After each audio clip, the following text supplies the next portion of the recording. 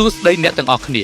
តើអ្នកធ្លាប់សួរខ្លួនឯងទេថាយើងលេងហ្គេមដើម្បីសប្បាយឬលេងដើម្បីសន្សំកំហឹងថ្ងៃនេះខ្ញុំចង់និយាយខ្លះៗទាក់ទងនឹងការលេងហ្គេមបែបវិជ្ជមានមកជជែកជាមួយមនុស្សទាំងអស់គ្នាព្រោះថាវីដេអូនេះមានតែមនុស្សទេទើបស្ដាប់យល់ស្ដាប់ហើយមិនជេរខ្ញុំជាការពិតណាស់ហ្គេមគឺជាការកំសាន្តមិនមែនជាសមរភូមិជីវិតគោលបំណងធំនៃហ្គេមគឺការសម្រាកពីភាពតានតឹងបើយើងយកភាពតានតឹងពីក្នុងហ្គេមមកបង្កើតជាចំនួនក្នុងបណ្ដាញសង្គមវាមានន័យថាយើងកំពុងចាញ់ឥទ្ធិពលនៃហ្គេមហើយបណ្ដាញសង្គមគឺជាកញ្ចក់ឆ្លុះបញ្ចាំងពីបុគ្គលិកលក្ខណៈរាល់វីដេអូឬ comment ដែលយើងផុសវាមិនត្រឹមតែបង្ហាញពីអ្វីដែលយើងគិតនោះទេប៉ុន្តែវាបង្ហាញពីកម្រិតនៃភាពចាស់ទុំរបស់យើងទៅកាន់មនុស្សរាប់ម៉ឺននាក់ក្នុងផែនទីមានផ្លូវច្រើនសម្រាប់ដើរតែក្នុងបេះដូងអ្នកលេងហ្គេមគួរមានផ្លូវមួយដែលហៅថាការយោគយល់ការលេងចាញ់អាចត្រឡប់មកឈ្នះវិញបានតែពាក្យសម្ដីដែលជេរប្រមាថគ្នាវាអាចនឹងបន្សល់ទុកនូវស្លាកស្នាមមិនល្អជារៀងរហូតមកលេងដើម្បីសប្បាយមិនមែនមកលេងដើម្បីសាងសត្រូវឡើយជំនាញដែលខ្លាំងបំផុតក្នុងហ្គេមមិនមែនជាការសម្លាប់បានច្រើននោះទេប៉ុន្តែគឺជាការរក្សាចិត្តឲ្យស្ងប់នៅពេលជួបបញ្ហាបើមានគេឌឺដងមកយើង